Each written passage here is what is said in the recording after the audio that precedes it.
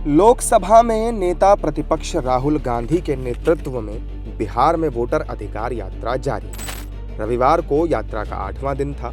राहुल और तेजस्वी की ये यात्रा पूर्णिया पहुंची। इस दौरान दोनों ही नेता एक अलग अंदाज में नजर आए। यहाँ पर दोनों बाइक चलाते हुए दिखे। इसके बाद दोनों नेताओं ने प्रेस कॉन्फ्रेंस भी की और यात्रा को सफल बताया। साथ ही बीजेपी और चुनाव आयोग पर निशाना भी साधा। अच्छे तरीके से एक पार्टनरशिप बनी है। हम मतलब सारी की सारी पार्टियां एक साथ जुड़कर काम कर रही हैं। कोई टेंशन नहीं है और म्यूचुअल रिस्पेक्ट है। एक दूसरे की मदद हो रही है तो मजा भी आ रहा है। आइडियोलॉजिकली हम अलाइंड हैं, पॉलिटिकली अलाइंड हैं, तो बहुत अच्छा रिजल्ट आएगा। मगर वोट चोरी को रुकना है। जो हम कह रहे हैं, बिहार में एसआईआर इंस्टीट्यूशनलाइज चोरी करने का तरीका है। आपने कहा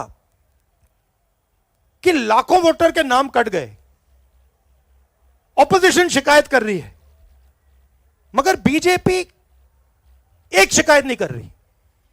कहीं पे उन्होंने नहीं कहा कि भाई वोटर कट रहे हैं। यह सच्चाई है कि वोटर कटे, 65 लाख कटे, मगर बीजेपी कुछ नहीं कह रही। क्यों? क्योंकि पार्टनरशिप है। इलेक्शन कमीशन, इलेक्शन कमिश्नर और बीजेपी के बीच में पार्टनरशिप है। बिहार के नेता प्रतिपक्ष तेजस्वी ने भी चुनाव आयोग पर सवाल खड़े किए।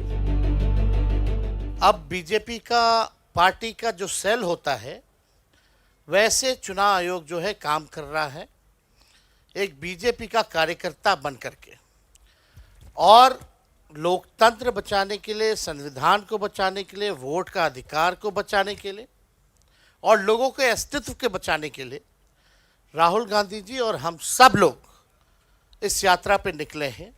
और इस यात्रा पे एक बात स्पष्ट है कि ज़मीनी स्तर पे गांव के इलाकों में भी हम लोग घूमे हैं।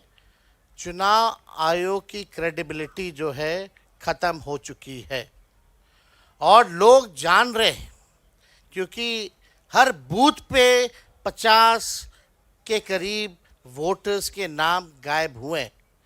कई ऐसे प्रमाण सुप्रीम कोर्ट से लेकर के हम लोगों ने पेश भी किए। जो जीवित है उसको मार दिया गया।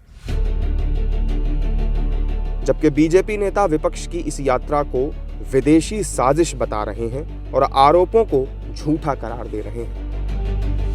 ये बहुत बड़ी विदेशी साजिशें हैं। हमारे दुश्मन देश इससे प्रसन्न हो रहे हैं।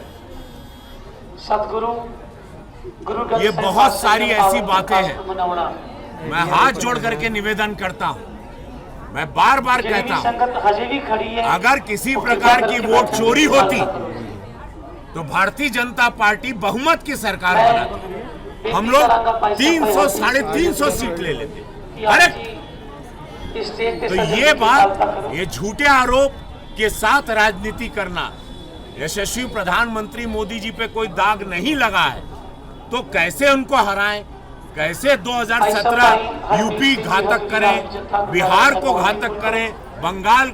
लेकिन देश जानता है, युवा जानती, माता बहनें जानती हैं कि मोदी जी एक निस्वार्थ संत हैं।